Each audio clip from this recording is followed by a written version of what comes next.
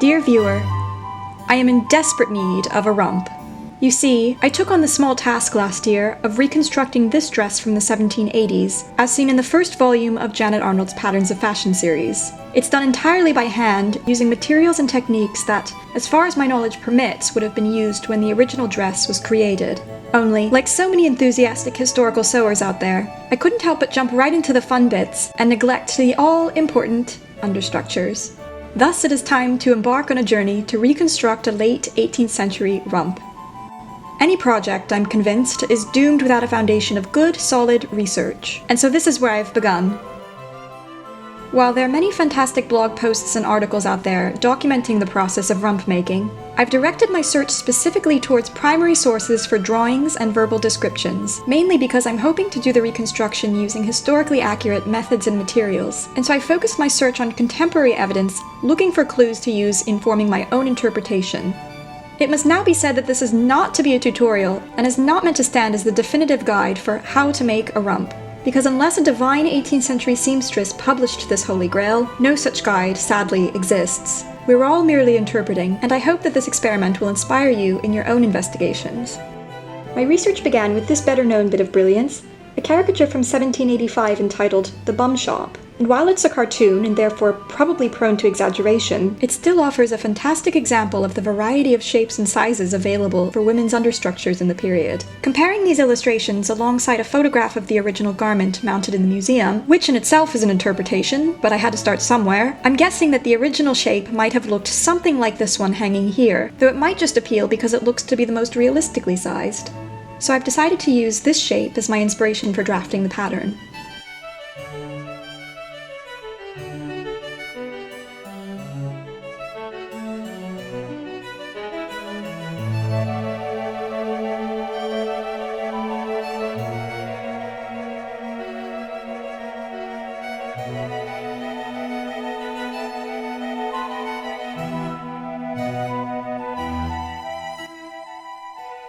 Finding the right fabric can be a particular challenge, especially when trying to recreate garments from history.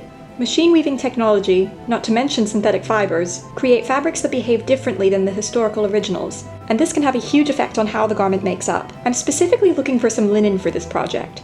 Historically, linen fabrics were very tightly woven, and it's difficult to find something of similar quality today, but I found this unbleached linen right here on 39th Street here in New York City, and I think it should do the job well enough.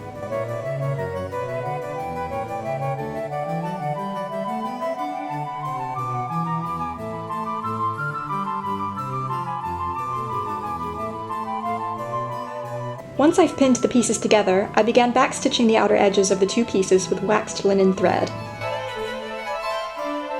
I find it rather nice to follow the practice of the 18th century seamstress and pin one end of the work to a small cushion. This allows you to tension the material and create quicker and more even stitches.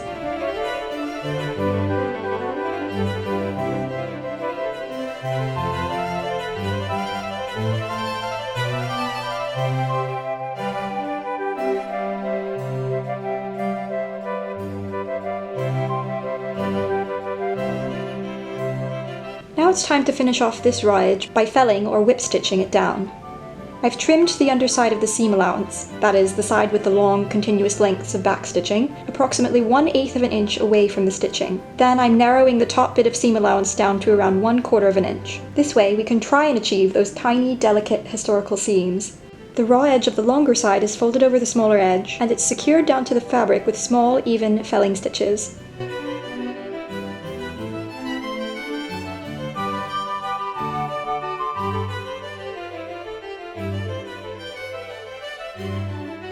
And here is our finished seam.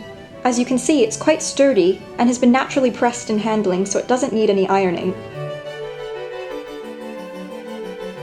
So I probably should have done this before I stitched the pieces together, but I've decided I want to trace these lines from the pattern onto my fabric so that I have a guide to make the quilting lines nice and even. I don't necessarily have any historical evidence to prove that this would have been done, but there's no reason why it couldn't have been, so I think it's time for a little adventure in historical pouncing. Extant texts reveal that lines could be traced onto fabric using ground charcoal or chalk, and I happen to have some spare charcoal lying around, so I thought I'd give it a shot.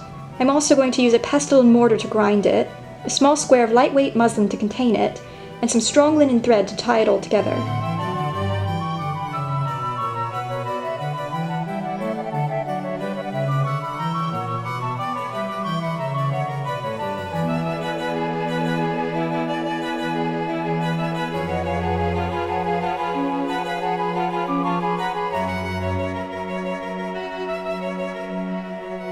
And here we have a nice little pouncing bag. As you can see, the loose weave of the muslin is allowing the charcoal dust to escape slightly, so this should work quite nicely. At this point today, we'd probably pick up a pouncing wheel and start to prick the holes into the lines. However, I can't recall coming across any reference to this process in my research. I do know, however, that a simple straight pin would have been readily available and sufficient at poking holes. And it's a method that I've seen used in paintings from the 16th century to pounce guidelines onto the surface before applying paint. So this is what I'm getting up to now.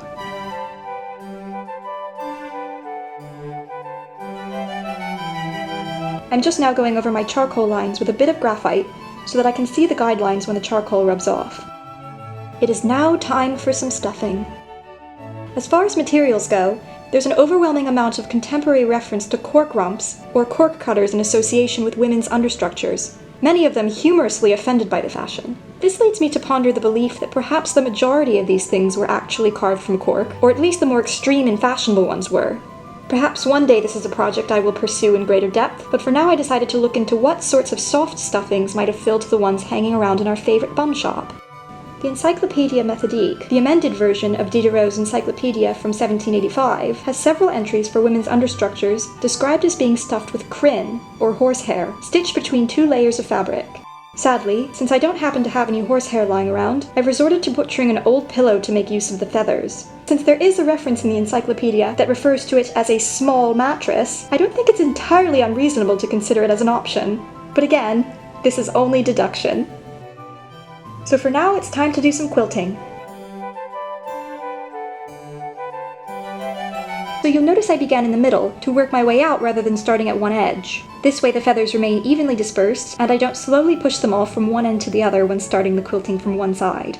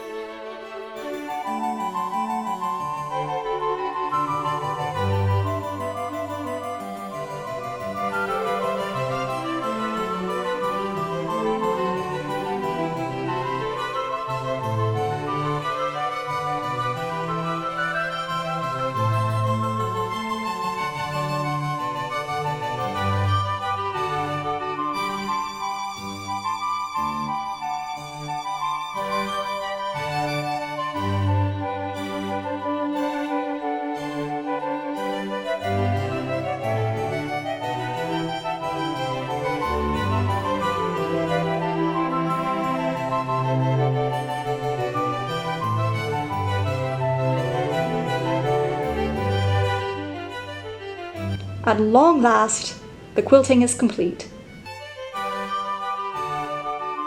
One thing the encyclopedia mentions in one entry is that the padded section gets pleated into a waistband, and I can see why that's necessary to give a shape that molds more naturally to the body. I've gone ahead and put some little pleats into the top edge, just where the quilting channels are, and it does seem to give it a much better shape. And finally, it's time to attach the waistband.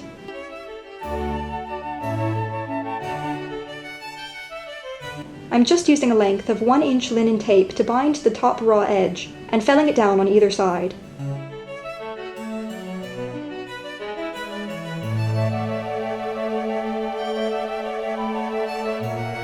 And then I finish off the ends with a small hem, and she's complete! I brought her in to try on with the dress, and was relieved to find that she indeed looks much better than some rolled up towels, which is exactly what I was hoping for. I may go back and try adding a bit more stuffing just to play with the volume, but overall I'm quite pleased with how this experiment turned out. Now I'm sure, dear viewer, that you'll have some thoughts of your own regarding this process, your own sewing experiences, or may have come across some valuable research that I've missed. I do hope you'll write me a reply. I would so look forward to hearing from you. Until then, remaining yours truly, Bernadette.